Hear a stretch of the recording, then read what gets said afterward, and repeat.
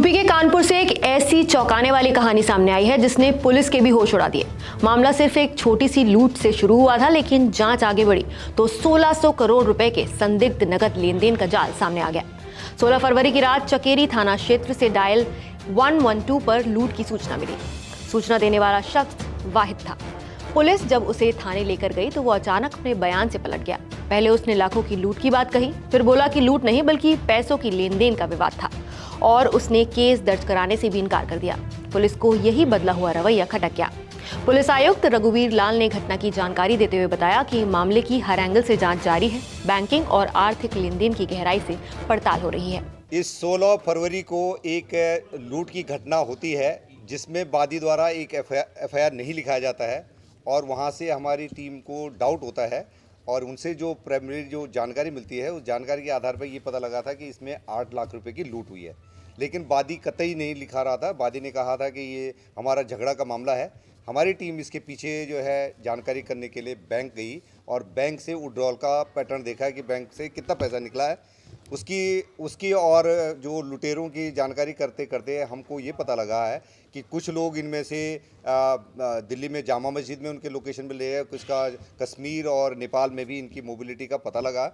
इतने बीच में हमारी टीम ने बैंकों की स्टडी करने के बाद ये देखा कि बैंक से भारी मात्रा में उस दिन 3 करोड़ 20 लाख रुपया कैश विड्रॉल हुआ था, पर ये पता लगा कि बाकी पैसा वो बांट चुके थे कैश में और केवल जो है 25 लाख रुपया ही वो उनके कैरियर ले जा रहे थे और उनके साथ ये घटना हुई थी। ये 4 लड़के जो पकड़े गए हैं, दो इनकाउंटर में पकड़े गए हैं और 2 और पकड़े गए उनके, और 2 जो है रैकी करने वाले 6 टोटल इस ग्रुप के 6 लोगों को पकड़ा जा चुका है। और इनकी जो जानकारी हमको मिली है उसके आधार पर हमने जो है सारे बैंकों की इंफॉर्मेशन कलेक्ट करी है और इसमें जो मेन आदमी है जो जिसका ये पैसा था वो महफूज नाम का है। उसने अब तक उनके 14 खाते शुरुआती दौर में हमें पता लगा था और एक ही बैंक से, आईडीआई बैंक से उन्होंने 2.25 साल में 850 करोड़ रुपए का विड्रॉल, कैश विड्रॉल कर रखा था। बाद में हमने और बैंकों से जानकारी करी तो उनके 12 बैंकों से 68 खातों से करीब 1600 करोड़ रुपए का कैश विड्रॉल हुआ है। सीसीटीवी और सर्वेलेंस के आधार पर गुप्त जांच शुरू हुई तो बड़ा खुलासा हुआ। उसी दिन एक ही बैंक से 16 खातों के जरिए 3 करोड़ रुपए से ज्यादा की नकद निकाले गए। ये सभी खाते एक ही व्यक्ति के परिजनों से जुड़े थे। जब पुलिस ने और गहराई से जांच की तो पता चला कि पिछले 2.5 साल में 12 अलग अलग बैंकों के 68 खातों से करीब 1600 करोड़ रुपए नकद निकाले गए। सिर्फ एक बैंक शाखा से ही सैकड़ों करोड़ की निकासी हुई। सभी खातों की केवाईसी एक ही पते पर कराई गई थी, जिससे शक और गहरा हो गया। जांच में सामने आया कि ये पैसा अलग अलग लोगों तक पहुंचाया जाता था। जिस दिन लूट हुई उसी दिन करीब 3 करोड़ रुपए निकाले गए थे।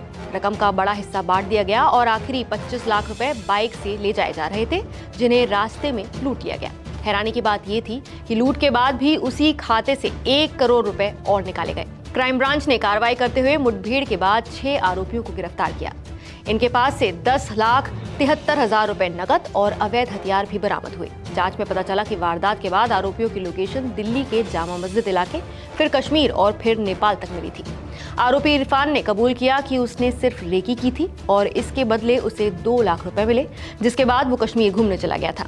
सर रेकी कर रहे थे बस जी। नहीं सर, माल रोड से सर। जी नहीं सर, किसी ने नहीं कहा था सर। सर हम लोग को पता चला था, एक दोस्त था अरुण, उसने कहा था हम पैसे यहाँ से यहाँ ले जाते हैं। उसके बाद से हम लोग को ये बात पता चली। बाकी इसके बाद हम लोग का किसी से कोई लेना देना नहीं। तो पैसे लूट के बाद में बटे आपस में? सर हम लोग को सिर्फ जो है 2-2 लाख रुपए दे के बाकी सब ये लोग ले गए थे वापस। सर यासीन लारेब, जीशान और मुजाहिद ने। हमें नहीं पता सर, ये नाम पहली बार सुनना है।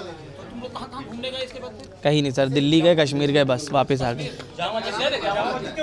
सर वहीं पे रुके हुए थे होटल लेके, बस कश्मीर घूमने गए थे सर। पुलिस के मुताबिक इस पूरे खेल का एक अहम किरदार महफूज नाम का व्यक्ति है जो फिलहाल फरार है।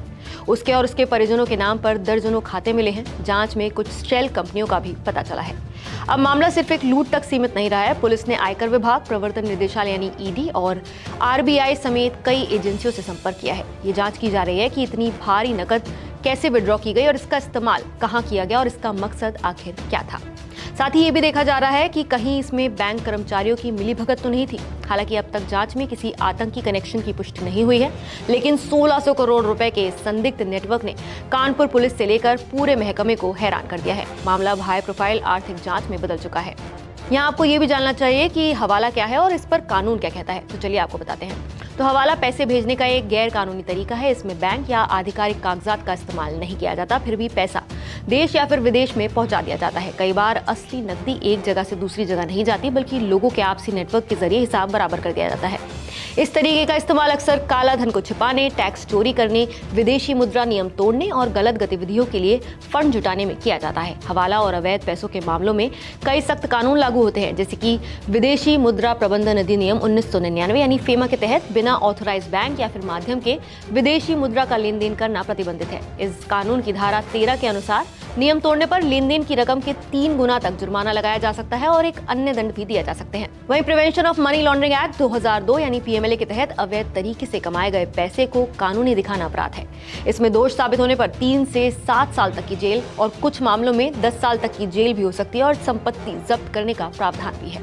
इस कानून के तहत जांच करने का अधिकार प्रवर्तन निदेशालय को होता है। आयकर अधिनियम 1961 के अनुसार भी अगर किसी के पास बेहिसाब नकदी मिलती है या फिर टैक्स चोरी साबित होती है तो भारी जुर्माना और कानूनी कार्रवाई हो सकती है। और अगर ये साबित हो जाए कि ये जो पैसा मिला है वो देश विरोधी गतिविधियों में इस्तेमाल हुआ है तो अनलॉफुल एक्टिविटीज प्रिवेंशन एक्ट यानी यूएपीए के तहत बहुत सख्त सजा का प्रावधान है।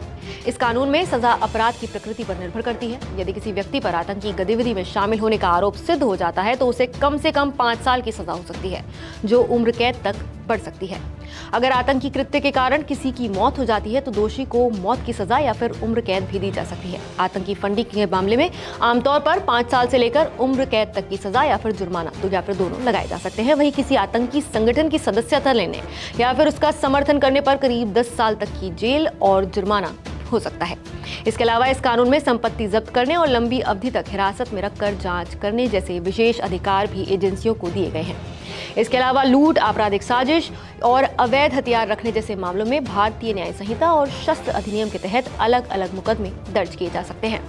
तो इस मामले में पुलिस आयुक्त ने स्पष्ट किया है कि बैंक अधिकारियों की संभावित संलिप्तता की भी जांच की जाएगी।